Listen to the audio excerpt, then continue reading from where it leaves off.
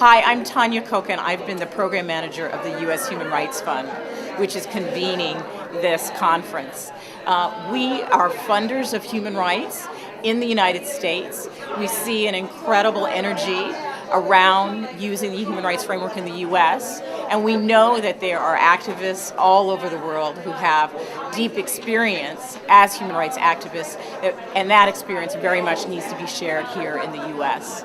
So really the goal of this conference is to allow activists working on similar issues to share strategies, to share lessons learned, and to really forge a transnational movement for human rights.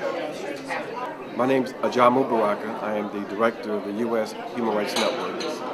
And this is a very important gathering as part of the process of building relationships across organizations, across issues, across geography, as we move toward building a viable, in fact dynamic, domestic human rights movement.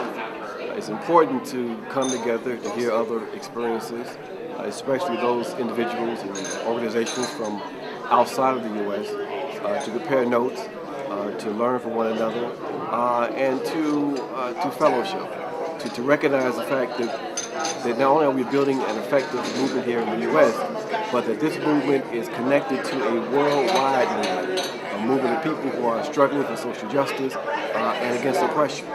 So it helps to energize all of us as we learn about each other, as we further ground ourselves in the human rights framework, and as we figure out how we can more effectively move in a common, collective direction.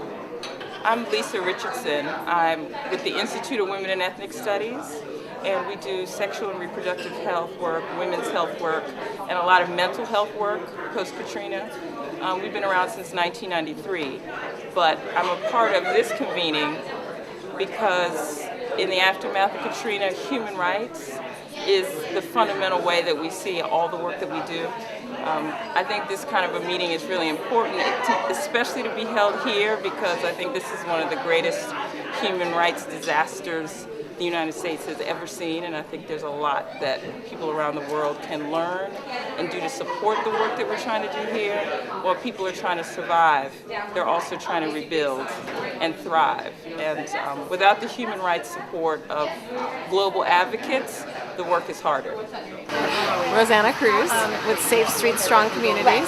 Well, the human rights framework has kind of gotten away from its roots, I think, and it's really important to come back to its birthplace, which I think is the southern U.S., and I think it's super important to really root the international, the global human rights movement to the movement here for liberation, and I think that's one of the reasons why it's so important.